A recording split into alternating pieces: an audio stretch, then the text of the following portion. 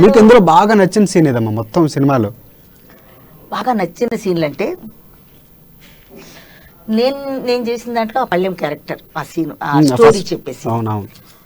Next నా సినిమాలో గొడవ పడి విడిపోయినప్పుడు మా చిన్నన్నని పట్టుకొని నేను ఏడుస్తాను. అజన్న ఏంది ఇది ఇట్లా అవుతుంది అని పట్టుకొని ఏడుస్తాను, ఇట్లా గొడవ పడుతున్నారు అని. ఆ సీన్ ఒకటి నా హృదయాన్ని నాకు అసలు స్తంభింపజేసింది కొద్దిసేపు. మళ్ళీ నెక్స్ట్ రూపలక్ష్మి,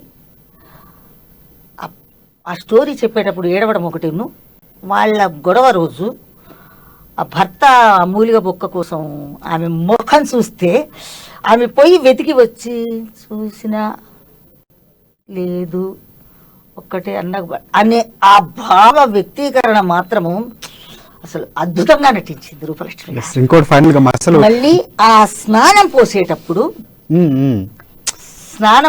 ఆ తండ్రి మీద పడే నీళ్లు ముఖం మీద పడుతూ వస్తుంటాయి. అదొక సీను అద్భుతం. నేను తుడుస్తూ ఉంటా, నేను పోస్తూ ఉంటాను, నీళ్లు పడుతుంటా. ఆ సీన్ ఒకటి అద్భుతం అనిపించిందండి. ఇంకా ఐలయ్య ఆ కూర్చొని ఏడవడం ఒకటి, ఐలయ్య క్యారెక్టర్ జయరాం గారు కూర్చొని ఏడవడం ఒకటి. మొగిలయ్య అతను తండ్రి చచ్చిపోయినప్పుడు వచ్చి మీద పడి ఏడుస్తాడు.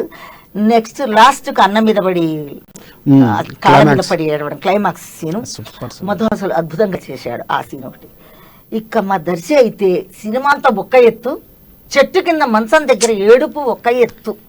అసలు ఇట్లా హృదయాన్ని పిండేశాడు, అంత బాగా చేశాడు దర్శి గారు, హీరో గారు.